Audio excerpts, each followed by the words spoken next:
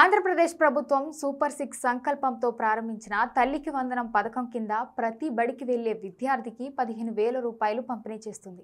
ఇందులో భాగంగా 13,000 రూపాయలు తల్లి అకౌంట్లో లేదా సంరక్షకుని అకౌంట్లో, మిగిలిన 2,000 రూపాయలు పాఠశాల అభివృద్ధికి ఉపయోగించబడుతుంది. ఈ తల్లికి వందనం పథకం వర్తించాలి అంటే 1వ తరగతి నుండి ఇంటర్ చదివే విద్యార్థులు అలాగే ఆంధ్రప్రదేశ్ పౌరులై ఉండాలి.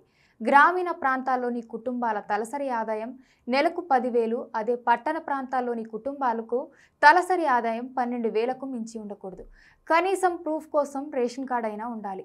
వాహనాల పరిమితి 3కు మించకూడదు. భూమి 10 ఎకరాలకు మించి ఉండకూడదు. వాహనాలు ట్రాక్టర్, ఆటో తప్పితే మిగిలినవి ఉన్నవారు అనర్హులుగా గుర్తిస్తారు. ప్రతి విద్యార్థిని కూడా 75% హాజరు కలిగి ఉండాలి.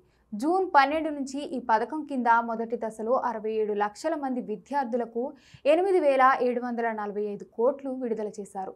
పేమెంట్ స్టేటస్ చెక్ చేసుకోవడానికి వెబ్సైట్లను కూడా అందుబాటులోకి తేవడం జరిగింది.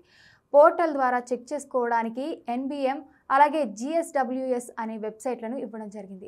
అలాగే వాట్సాప్ ద్వారా కూడా చెక్ చేసుకునే అవకాశం కల్పించారు. ఏ విద్యార్థికి అయినా ఈ పథకంలో మార్పులు లేదా తప్పిదాలు జరిగితే గ్రీవెన్స్ పరిష్కారం కోసం జూన్ 21 నుండి 28 వరకు మీ స్థానిక సెక్రటరియట్ వద్ద గ్రీవెన్స్ దాఖలు చేసే అవకాశం కల్పించారు. ఈ ఫిర్యాదులు స్వీకరించిన తర్వాత జూన్ 30న గ్రామ వార్డు సచివాలయాల్లో అర్హుల జాబితాను ప్రదర్శిస్తారు.